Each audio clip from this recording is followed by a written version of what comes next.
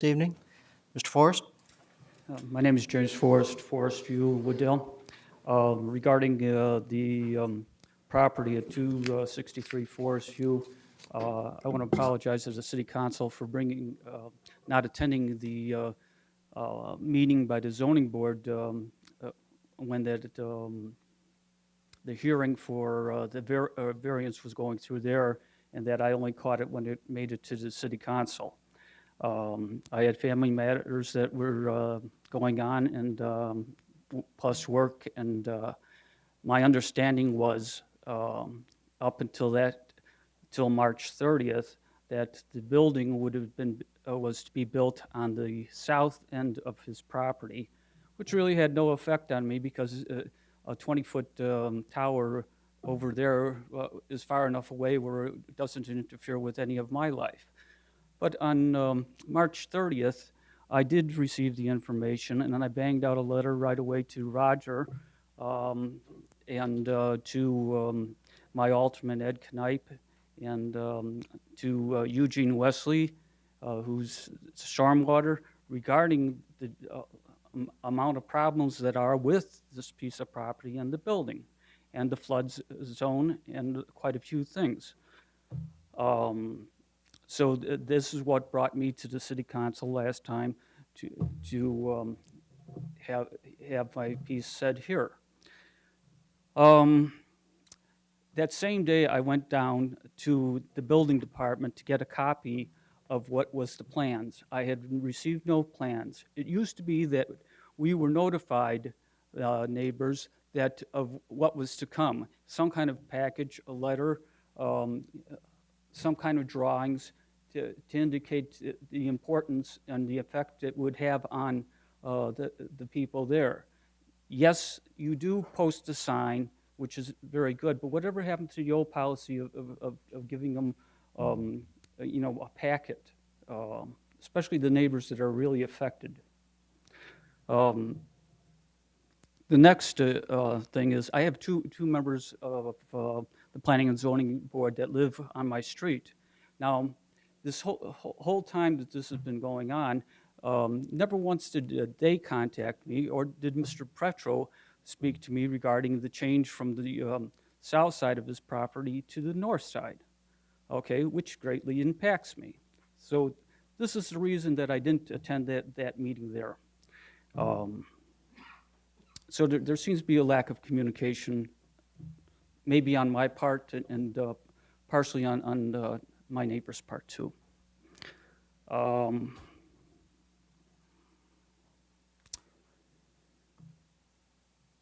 Earlier this week, there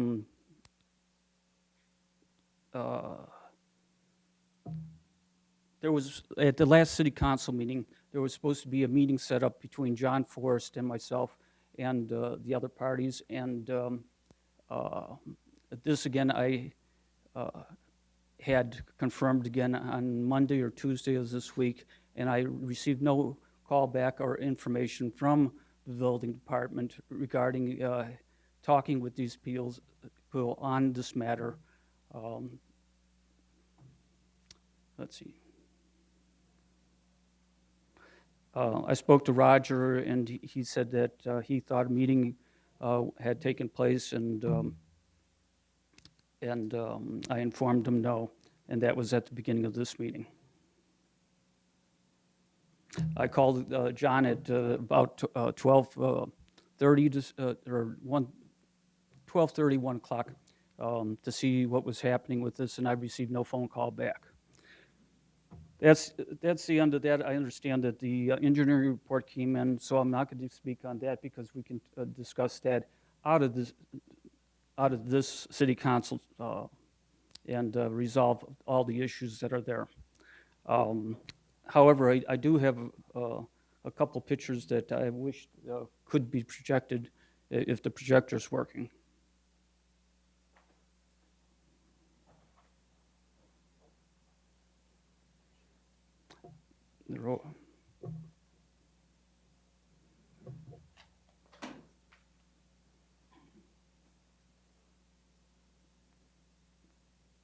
Can the focus come in a little bit better? Oh, it can get worse.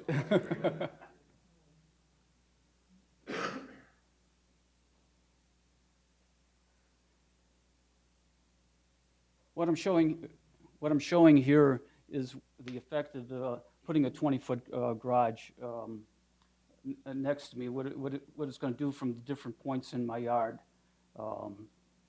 What I have here is a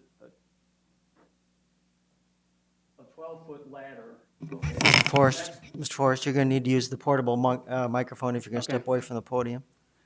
Which you can do to point that out, you just need to use the portable. Okay.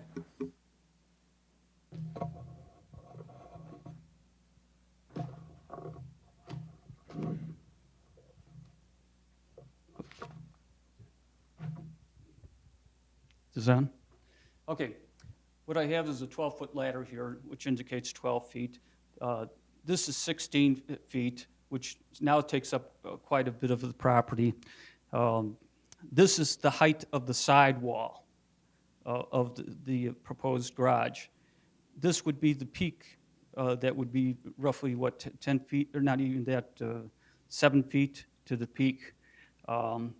This casts quite a bit of a shadow onto my property, which would wipe out my garden entirely. I marked off from different angles of property and was back as far as I could on my property so that you could really get the effect of what a 20-foot wall would be.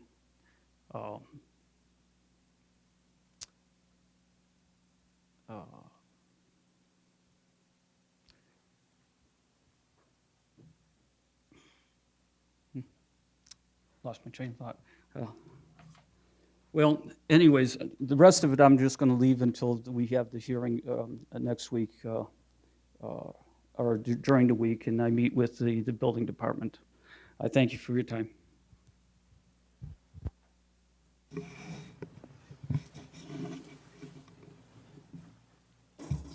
If we could have the lights back on. Mr. Noack, do you have some updated information on this?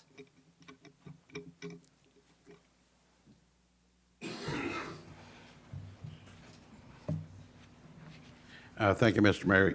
Yes, we do. As Mr. Forrest had alluded to, we are in receipt of the most recent memorandum from James J. Bennis, City Consulting Engineer, and I do believe that one was placed in front of everyone's position at the dais. We will be working with the petitioner in order to get the 7 items addressed. The return for corrections memo. Once that is done, we will certainly be having a meeting with both Mr. Forrest as well as Mrs. Kopp, and I do expect that to happen as soon as we get the additional information from the petitioner. Thank you. Any other citizens wish to address the City Council this evening?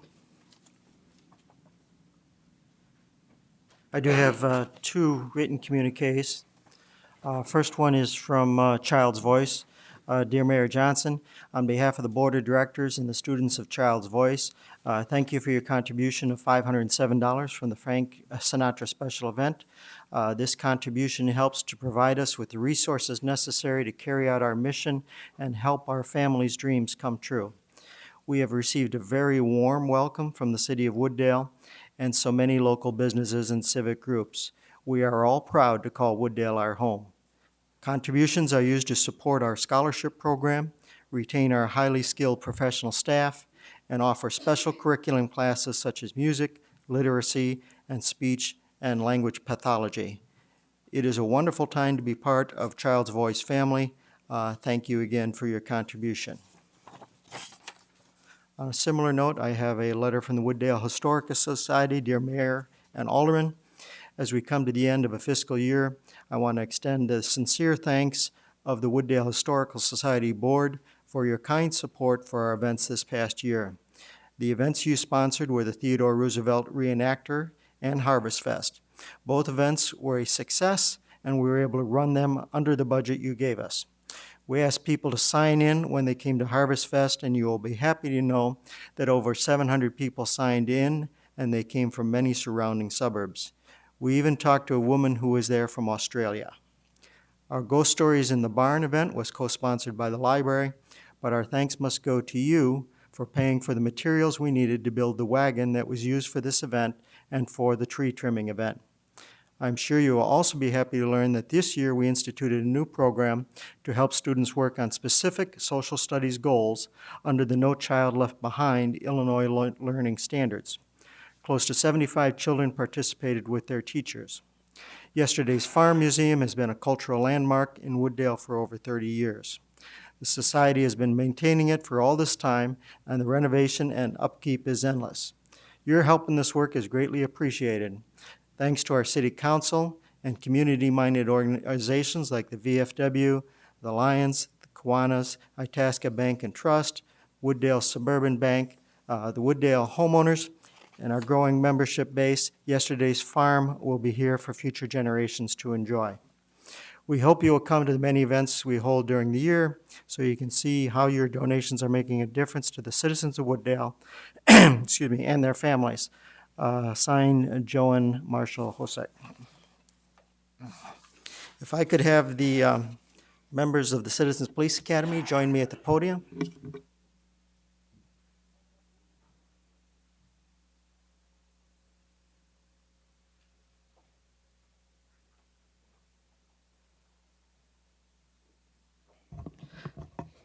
I had the privilege of attending the graduation ceremony last week, and they shared with me some of their experiences they had. I think we're going to have two spokesmen. One, two. Donna?